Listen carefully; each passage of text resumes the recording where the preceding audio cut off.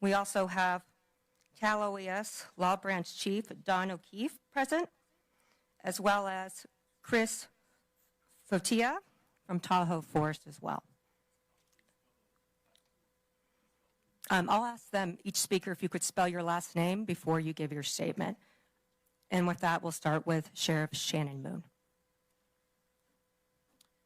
Thank you so much, and thank you for being here today. This has been one of the, clearly with the weather event, but one of the major cases that my agency has been a part of in the last several years. Again, my name is Shannon Moon, SHANNANMOON, and I am the Sheriff of Nevada County. It's important to know this is an ongoing incident, and some facts do change. So this is the information that we have at the time. A clear example of that is just as we were going through our investigation last night, knowing some of the numbers have changed on who we've been looking for. So at 11:30 yesterday on February 17th, our dispatch center, we have a regional dispatch center here in Nevada County, received a 911 call reporting of the avalanche in the Castle Peak area of Nevada County. Castle Peak is north of Interstate 80, right there at the Donner Summit, heading into Truckee. It's a very remote, rugged area on the north side of the highway there. It is not a groomed area or a ski resort area. This is a backcountry area, rugged terrain, where we have a lot of recreationists in the summer hiking, and in the winter, clearly the over snow skiing and such. It's very close to the Pacific Crest Trail, and it is in the Tahoe National Forest. It was initially reported that 16 individuals were on a guided trip by Blackbird Mountain Guides out of Truckee. There were 4 guides and initially reported as 12 guests.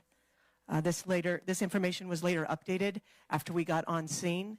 We were working with Blackbird Mountain Guides the entire time. They provided us with their manifest for their trip. Initially, that trip had 12 clients signed up for that trip.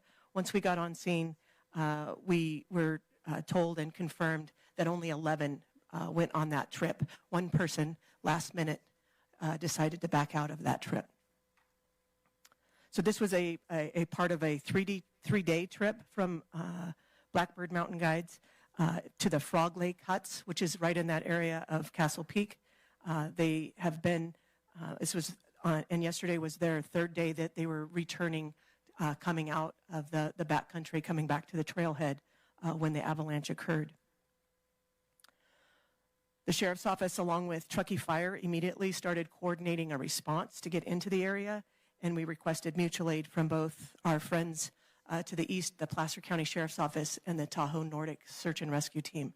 We also requested assistance from our friends farther to the east in the state of Nevada, the Washoe County Sheriff's Office and the Washoe County Search and Rescue Team.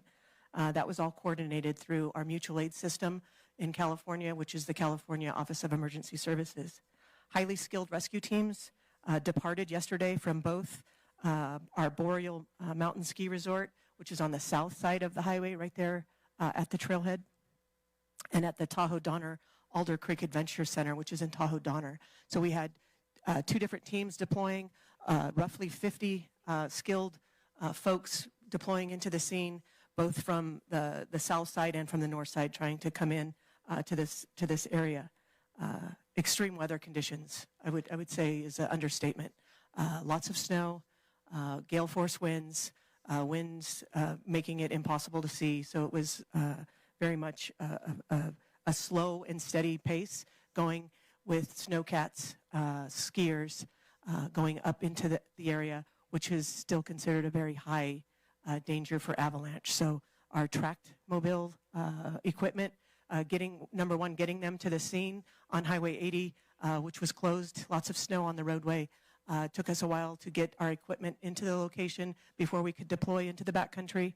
And then once we decided to put the teams out there, again, with lots of safety plans, I can't stress that enough, making sure that our responders and our volunteers and our staff were safe in getting to the location, knowing that we had 6 survivors based on the information that we were getting on communication through the iPhone SOS, that we could have conversations with them.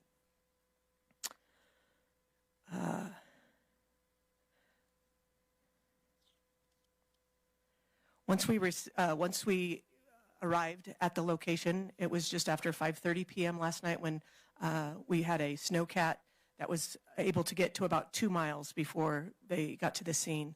And so from the 2 miles in, they skied in because, again, the tracked machinery and the potential for another avalanche. So they skied in from there. They were able to locate the 6 survivors. They were sheltered. They had some equipment with them trying to not only stay warm, but they had medical issues as well.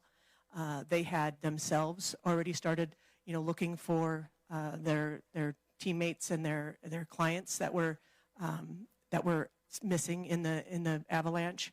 They were able to locate 3 decedents at the time when they were waiting for us to get there to help rescue them. Once at 5:30, once our team got there, again, extreme conditions. The 2 of the 6 were not mobile. They could not walk because of the injuries they sustained during the avalanche. And we were able to safely get them the 2 miles from that location to the snowcat. And 4 others were able to get to the snowcat themselves. So all 6 were rescued off of the mountain. The information I have at the time at this time is that of the 6, 1 was a Blackbird Mountain guide, and 5 survivors were clients on that tour.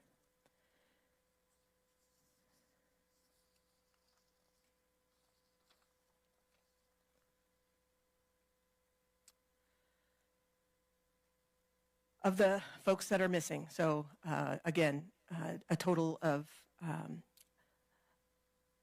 11, right?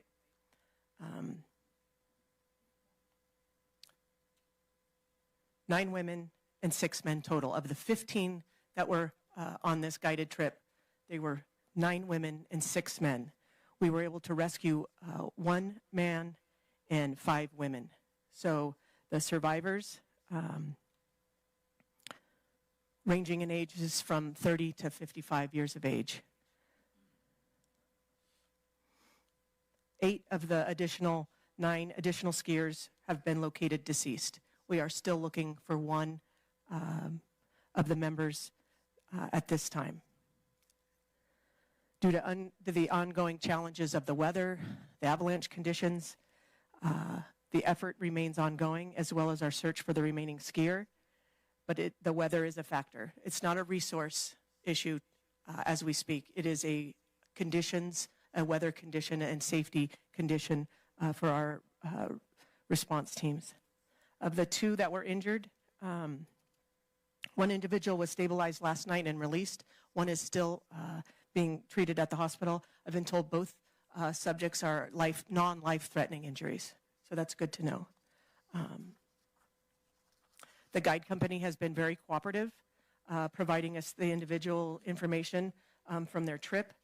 They also had members arrive at our location when we deployed into the field, and they responded with us. They wanted to do everything that they could to assist. The cause of death clearly will not be able to be confirmed. One, we still have to get to the decedents. We still have to be able to identify those decedents, and then we will determine through contract with Placer County. We contract with them for all of our pathology. That should take some time to determine mechanism of injury and truly the cause of death for these individuals. The avalanche yesterday was about 1 mile away from a different avalanche that occurred at the beginning of January in that same Castle Peak area. Please understand that this incident remains ongoing. Our focus remains on recovering, but the snow and the unsure conditions are creating an issue to making sure that we can safely do that. We did have a conversation with the families of the folks that are still outstanding and let them know that our mission has went from a rescue to a recovery. It's a difficult conversation to have with loved ones, so I please ask for your patience with the family members. This is ongoing, and I can't even imagine the amount of questions and stress that those families are going through right now as we move forward through this. Public safety reminders. Check avalanche forecasts and weather reports before traveling anywhere in the backcountry. Locally, the Sierra Avalanche Center is a great resource. Avoid closed areas, posted areas, avoid all of those high-risk areas. Always communicate your plans, travel with a partner, share your route, and consider all of the avalanche training dangers that are in our beautiful community, but definitely a high danger for that. So with that, I'll ask the Placer County Sheriff, Wayne Wu, to come up and talk about that mutual aid that his agency reported and responded with us. Thank you, Sheriff Moon. My name is Wayne Wu, W-O-O. I'm the current sheriff of Placer County. First of all, on behalf of myself and all the men and women of the Placer County Sheriff's Office, I want to offer my condolences to the family in this very trying time. The Placer County Sheriff's Office, the Washoe County Sheriff's Office, and the Nevada County Sheriff's Office has a very unique relationship with the challenges of providing services in the Lake Tahoe Basin. We work very closely together, and we value that relationship and provide mutual aid to each other. And I know Sheriff Moon would provide just as many resources to the constituents of Placer County if this emergency were to occur in our jurisdiction. So Sheriff Balaam with Washoe County couldn't make it over the summit. He tried to be here today, but I appreciate all of his efforts in this response as well. On the initial response, the Placer County Sheriff's Tahoe Nordic Search and Rescue Team responded with 2 snowcats and 28 members of our search and rescue team. I can't speak highly enough of the men and women that make up the Tahoe Nordic Search and Rescue Team. They are some of the highest rated, best, most well-trained, selfless servants that you'll find in the country right here in the Lake Tahoe Basin. These are true heroes that answer the call and selflessly serve and put themselves in harm's way when we call and there are other members of our community in need. This incident has specifically struck our organization and that team hard, as one of the 9 missing decedents is a spouse of one of our Tahoe Nordic Search and Rescue Team members. So as you can understand, this has not only been challenging for our community, it's been a challenging rescue, but it's also been challenging emotionally for our team and our organization. We are committed to being here until the end and making sure we make all these recoveries. As Sheriff Moon mentioned, the decedents will be transported to the Placer County morgue upon recovery and getting them off the mountain down at our Roseville facility. But in closing, I would like to add my request to members of the public during this time, and that is please avoid the Sierras during this current storm and in the upcoming days. Avoid mountain travel. It's treacherous. Avoid the backcountry. Please allow us to focus all of our resources on continuing to recover these bodies for the family and bring them home. Just yesterday, while we were responding to this incident, we got pulled off and had to pull resources for other rescues and overdue skiers. So please, over the next couple of days until this incident comes to a conclusion, please avoid the Sierras. And with that, I will introduce California Office of Emergency Services Chief Don O'Keefe. Thank you. Thank you, Sheriff. My name is Don O'Keefe, and it's spelled O''K-E-E-F-E. I'm the Chief of Law Enforcement for the Governor's Office of Emergency Services, also serve as a statewide law enforcement mutual aid coordinator. First of all, on behalf of Governor Newsom and Director Tina Curry, I just want to offer our condolences as well to the families. I do want to, before I talk a little bit about the outside mutual aid, I want to echo what Sheriff Wu was talking about, the incredible search and rescue people that do this on a daily basis. The vast majority of these individuals are volunteers. They, a lot of time, buy their own equipment, they train on their own time, and they put a big investment into it. So we really big shout out to our volunteers statewide. Yesterday, around 11:30, the California State Warning Center received a a call from a public, not a public, but a private, beacon, one of the companies, that there was an emergency. We were able to track it to an area in remote Nevada County. We reached out to the Nevada County Sheriff's Office. They had already gotten word of this incident. My staff responded, and our job in this type of situation, like any mutual aid, is we're there to support the incident commander. Our job is to get the resources that incident commander needs to safely and successfully complete that mission. So during this time period, one of my personnel was communicating with one of the guides for over a 4-hour period, giving information back to the Nevada Sheriff's Office and, coordinating what rescues could be permitted. So we have a very, very robust, as the sheriff said, very robust mutual aid system in California. It usually starts surrounding counties, cities help themselves. Where we really come into it is when resources need to come from regional or statewide.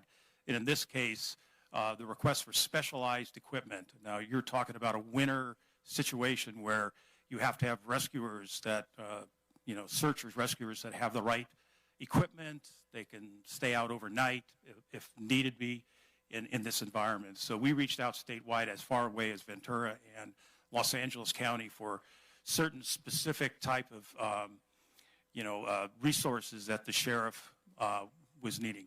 As she has mentioned, at this point, is not a resource issue. The resource has been met.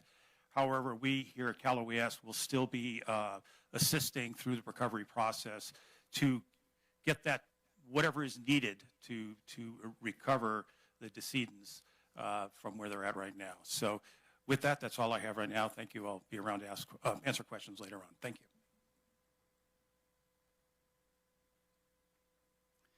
Hi, my name is Chris Fautrier. Last name is spelled F as in Frank, E-U, T as in Tom, R-I-E-R. I'm the forest supervisor of the Tahoe National Forest. The Sierra Avalanche Center is hosted on the Truckee Ranger District of the Tahoe National Forest. I was able to speak with one of the professional forecasters there as they were on their way to the field to get some more field data for the regional forecasting job they have, which is over 5 forests and 2 state region. I too want to extend my condolences to the families who are dealing with lost family members, and a sincere thank you as well to the courageous search and rescue folks who responded quickly and under dangerous conditions. I'd point you to the Sierra Avalanche Center's website for the best information on this avalanche. What we do understand is that it was about a football field in length. It resulted when a persistent weak layer had a large load of snow over the top of it. That persistent weak layer is still there and has reloaded with another 3 feet of snow, so the hazard remains high. And happy to answer any further questions that I can. Thank you. So with that, we'll open up public questions on a first come basis. I see your hand there. Before though, with that, if we could keep in mind again the decedents, please. We won't be sharing any information on the decedents out of respect for the family.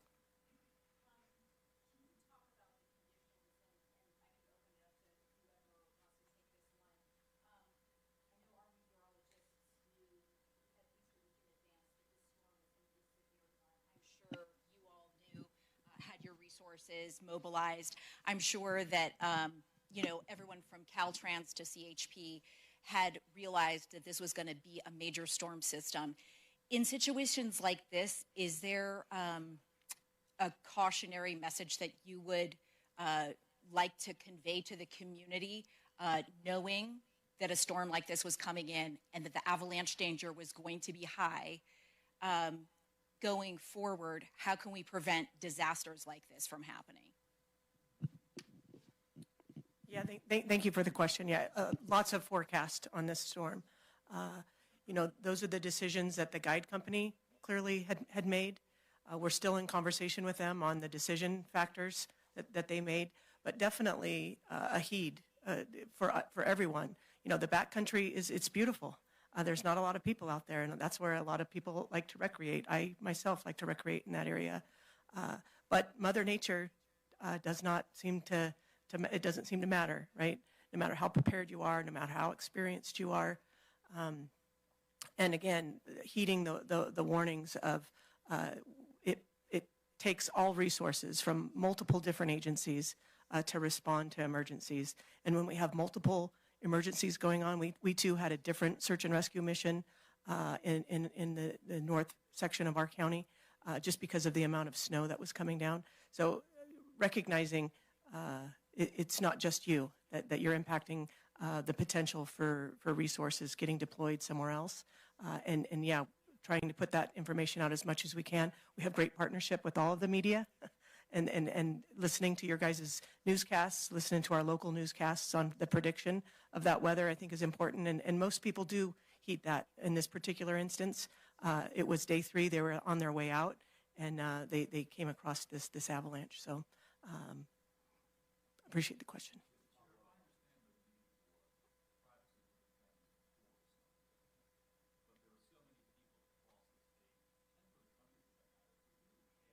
Giving their condolences. My question is, can you give us even just whether they, but anything with their hometown and their state, perhaps? Yeah, multiple different states, definitely. And again, we did have a conference call with all members this morning, and we assured them that we would not be putting names out. They're still reeling, quite considerable, and I could not imagine what they're going through. So as soon as we can get that information out, we will. And the first people that are going to hear this information clearly is the families that are affected. Again, this affects not only our communities, but other communities. We understand that, and we appreciate the media's assistance with us in getting that message out. Original question. I know that you said you're speaking.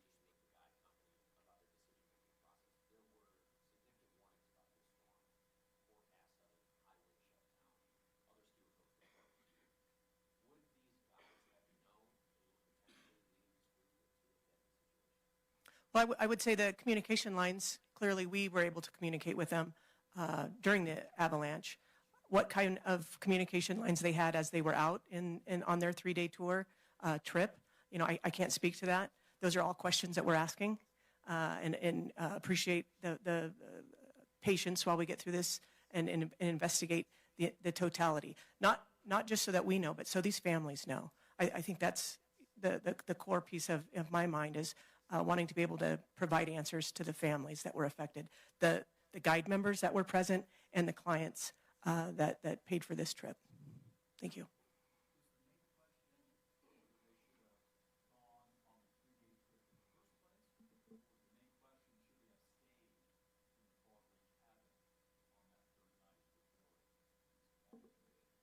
I don't think either of them could be considered main. They're both great questions. Yeah. Can you give us some more information on the rescue itself? How far away from the group that were found compared to those who's now deceased? And were they carried far down the mountain? I'm going to refer to my operations captain, who was the incident commander for the duration of that first operational period, Captain Rusty Green. He'll answer that question for you. My name is Rusty Green, Greene. The group was fairly close together. The recovery was also, the bodies that were recovered fairly close together. It was reported by the individuals that survived that they were attempting to go out as a group, that someone saw the avalanche, yelled avalanche, and then it overtook them rather quickly. One more follow-up. And can you share more about the account of the survivors after the rescue mission? Yes, 2 of the survivors were transported for medical treatment. They went to the hospital. One was released last night. One is expected to be released today. Both are expected to survive. everyone else was released at scene.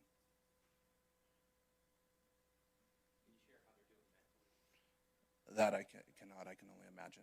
I think you can too.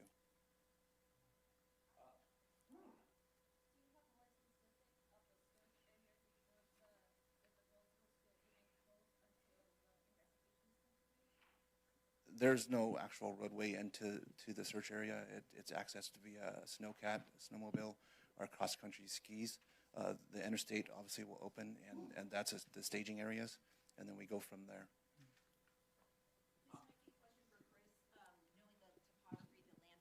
Exact location of things. Can you describe exactly where that football field size avalanche field is located, say, in proximity to Castle Peak proper and then the Frog Lake cabins? And are you able to kind of pinpoint it, or has that not been officially mapped and triangulated at this moment?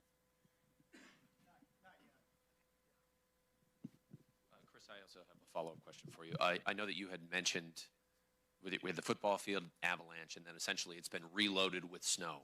Obviously, this is a really complicated procedure to get the bodies recovered from the scene. Is there fear that there could be another avalanche that might rebury those bodies and they could potentially be lost for some time?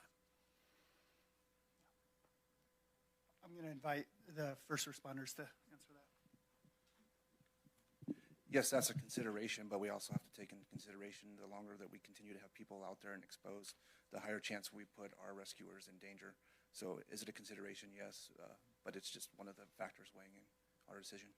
And talk about the complicating factor of another big storm headed our way with snow continuing to pelt the area and then even to lower elevations. Well, it's going to make things much more difficult as far as accessing the area, right? It's going to continue to increase the danger of future avalanches, and it's going to continue to make the recovery just harder the longer it goes. We understand that. We understand the importance of doing the recovery, but we just have to weigh all those factors and do it in the best way possible. Did the group have any equipment, any airbag that would help them survive an avalanche? I don't know if they had any of the jackets that inflate or anything like that. I do know that the 8 individuals that were found all had beacons on. How many bodies have been removed from the scene? Did you say 8? Was that the number that you were saying? 8 have been found at the location. So far, due to the terrain, it's vertical in nature. They were only able to remove the individuals that had survived and needed medical care last night. The actual decedents are still located in the avalanche area. And can you give any gender at all of the people? I believe the sheriff provided that breakdown. We can provide that for you if need be.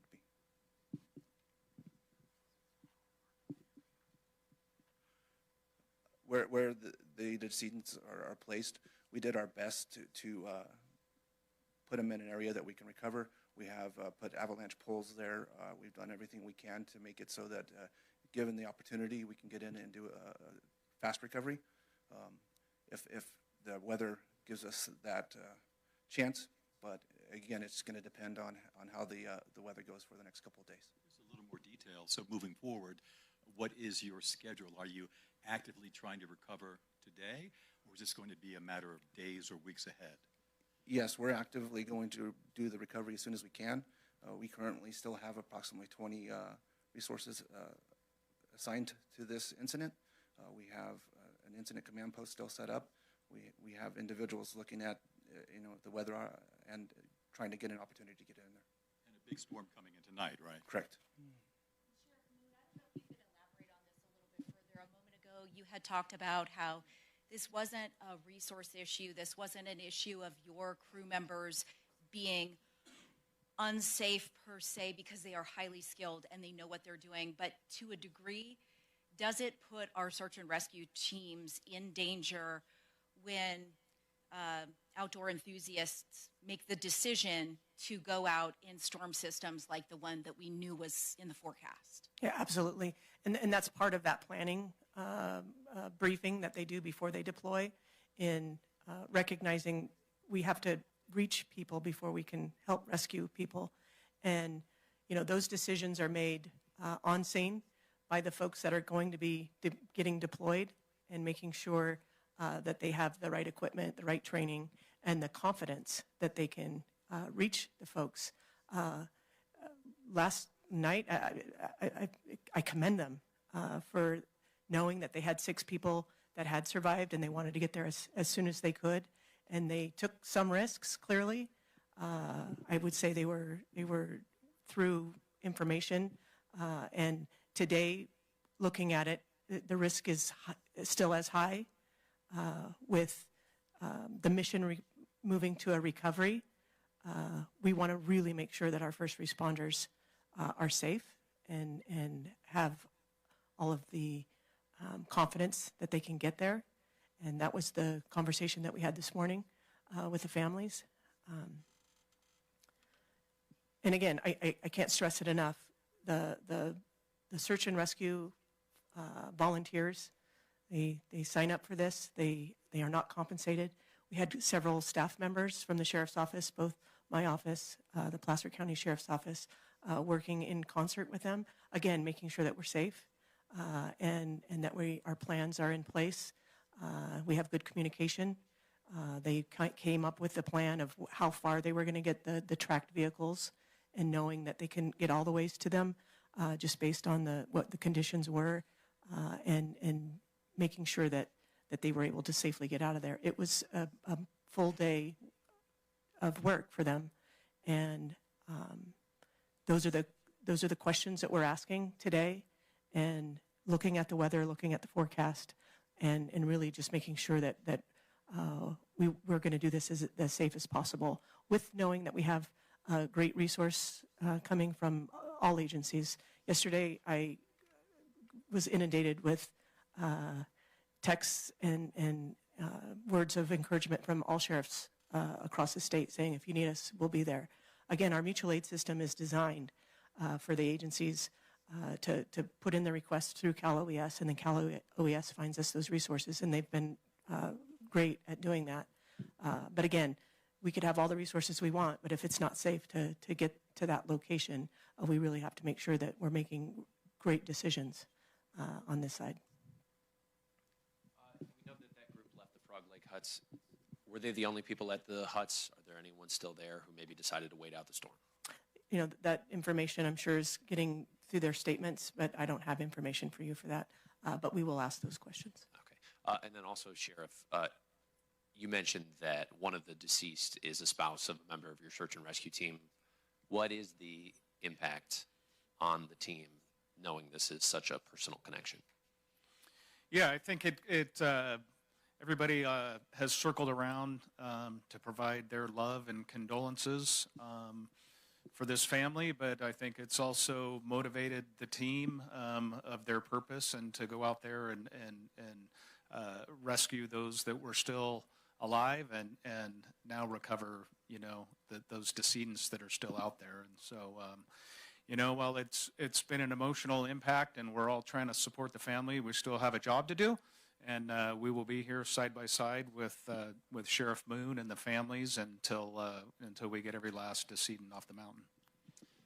And then also for you, Sheriff, and really for anyone, it's not uncommon for avalanche fatalities to happen. This is a very high number, a number that I don't believe we've seen for decades. Have any of you seen a rescue operation, or particularly a deadly operation of this scale in the past, or was this something that was new even for your standards? Yeah, I'll turn it over to Sheriff Moon in a second, because I know she just had another fatality that within the last 12 months in that Castle Peak area. But, the Placer County Sheriff's Office has dealt with a severe avalanche tragedy, and the avalanche at Alpine Meadows, which I believe we had 7 fatalities. That was extremely taxing on our organization and the community at the time. So to see this tragic incident unfold and potentially have that many losses of life, it's horrible to see, and I think that's why we're all so committed to seeing this through until the end. It's unfortunately, we're kind of at the will of Mother Nature at this point, and going to have to wait for hopefully a decent break in the weather and make sure we get every last soul off that mountain. I'll leave it to the Nevada County Sheriff's Office operations to decide and weigh in on that.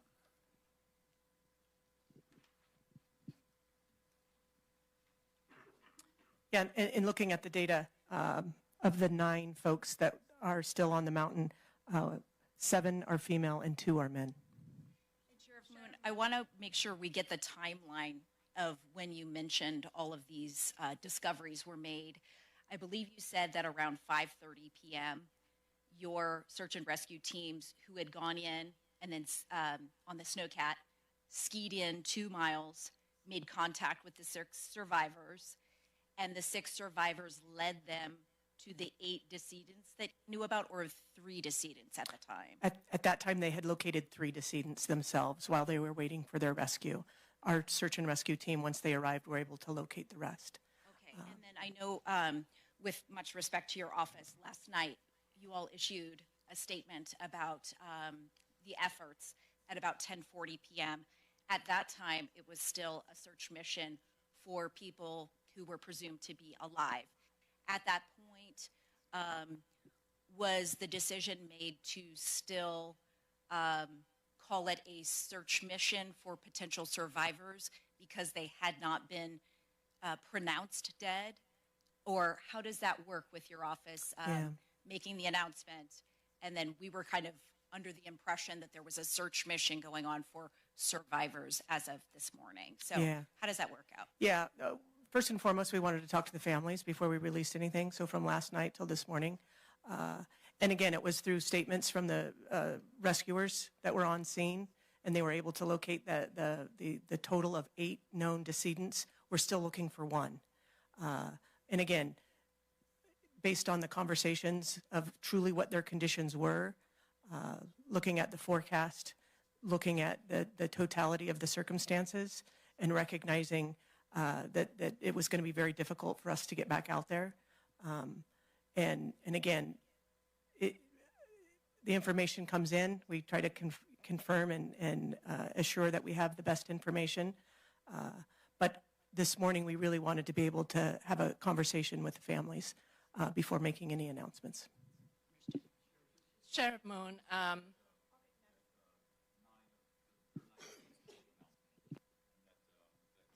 female, 2 are men.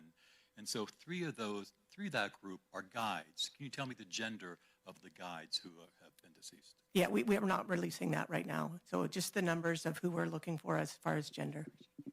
Yeah. Sheriff Moon, can you help clarify? Were 4 guys on the trip. You say 1 were a survivor. Does that mean the other 3 died? As presumed correctly. Specify of the surviving guide, if the surviving guide was a man or a woman? Was the surviving guide was a male. The 1 man was a guide, and then 5 women that were... Correct. Correct. Thank you. Sir. Could you provide more information on the 1 person that is still unaccounted for? Was it a man? Was it a woman? Is there any chance they could potentially still be alive, or at this point, are they potentially presumed dead? Presumed deceased, just based on the totality. The statements of the group was together. And again, the conditions, I wasn't on the scene with them last night, but I've seen some of the documentation, pretty horrific. They were able to locate 8, and then the snowcat was ready to go. So everybody got loaded up and brought down the mountain. Again, took several hours to get from the snowcat back down to the trailhead, where we met with some ambulances from Truckee Fire to get the injured to the hospital.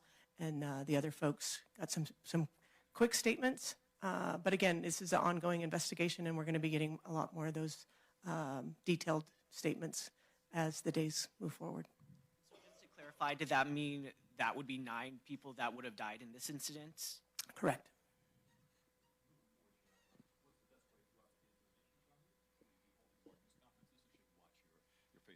Yeah, we don't have any more press conferences scheduled. We would have put that out. But our public information officer is Ashley Quadros. She's the one that started our conference today. She can put out her information if you haven't already received that information. I'm sure several of you are here today because you've been in contact with the office. And as soon as we get any updated information, again, we'll be having those conversations with the family, and then we'll be reporting out the information for you all. And just to clarify, were the SOS signals, I think, Rusty, you mentioned they were sort of like iPhone SOS communication. Is that what the 6 used, or did they use an avalanche beacon per se? And for the lay people, can you describe the differences in the communication tactics? You know, what's more effective, the iPhone SOS or a beacon device that somebody would buy from an REI or something like that? Right. We received information from both. So both of those came through. As far as the technology, I don't know if Dawn or Rusty has more on the actual beacon devices. Yeah, if you want to. Yeah, the communication that we were with, I believe, was one of the guides. It was through text. He was texting us. We were going back and forth. So it is safe to say for people who do this kind of outdoors recreating that sometimes the technology can be as good as just using your iPhone and texting back and forth, or would you recommend that anybody who does chance going out in the backcountry? I really am not in a position to recommend anything on it, but I think, these devices are very readily available, and, I think if you're going to be in the backcountry, it'd probably be wise to have one of those. Is there anybody up there who was part of the rescue mission yesterday, and would they be able to tell us a little bit more about what they see out there and what they hear out there? Yeah, based on the conditions at the scene up there, there is no rescuers or first responders in the area. They all came off the mountain late last night with the 6 that we rescued. Oh, I mean up there, right here in the press conference. Gotcha. No, these were all incident commanders from our location here. A lot of the incident commanders that were there last night went back up today so that they could be there. Again, looking at the conditions, looking at the forecast, looking at how much snow did come down, talking with the Sierra Avalanche Center to see truly it still is a very high, they listed as a very high danger. And making those decisions going forward is going to be based off of safety to the responders. Is there a command post that will be set up going forward until the remaining 9 people are recovered? Yeah, we started last night at the Boreal Ski Resort parking lot. I believe we've moved to the Truckee substation. Yeah, our Truckee substation is right on Donner Pass Road, where we have the sheriff's office station. So it's in downtown Truckee.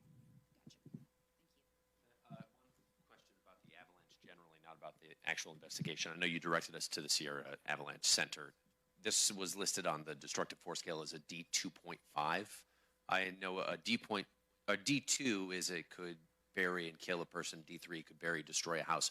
What does a 2.5 mean exactly? Would you be able to answer that? So it's in between the two, effectively.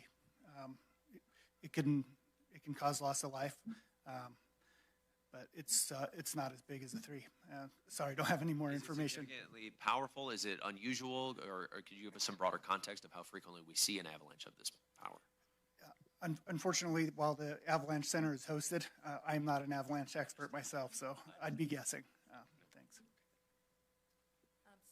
We'll just take 1 or 2 more questions. And also, just to clarify, as we've talked about all the individuals involved in that, since there's been a lot of back and forth on guests versus guides, I just want to clarify the people genders again just one more time to mitigate any confusion. So we had 15 people total, 9 women and 6 men. Our survivors are 4 men and 2 women. And our at-large presumed deceased are 7 women and 2 men. And again, with that, we'll take 1 to 2 more questions.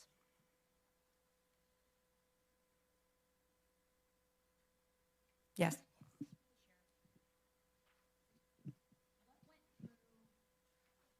What went through your mind when you realized the totality of this tragedy? Definitely thinking of the folks that were out there.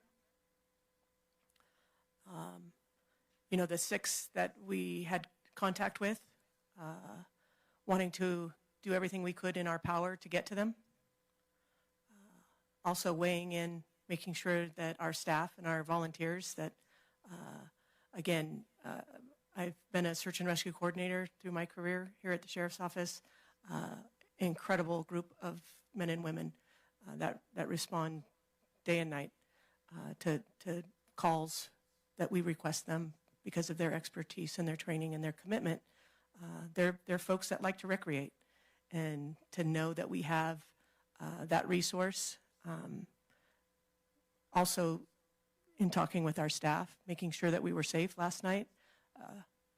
Horrific conditions, just whiteout conditions. It's a known area where we have a lot of missions, search and rescue missions, that Castle Peak, Peter Grubb Hut, Frog Lake Hut area. So we train in that area. So they knew the terrain. That doesn't make it easier for them when the snow conditions and the wind conditions. So what was going through my mind is hopefully they can get there to the 6 that were sheltering in place. So getting the call that they had made it, and then they made it safely off the mountain, but immediately thinking of the folks that didn't make it, and knowing our mission now is to get them home, and making sure that we're doing it safely, and in constant conversation with those families. Thank you. How low the temperature dropped last night?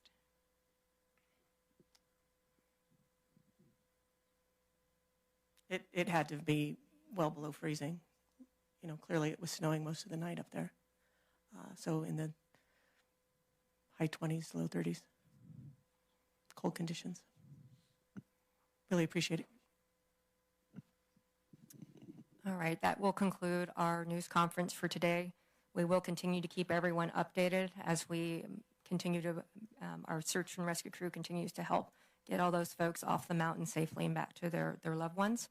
The best way to follow us is to stay with our Facebook page. I know several of you are also on our media list, but Facebook, we will post all updates as they're available. Thank you all for coming.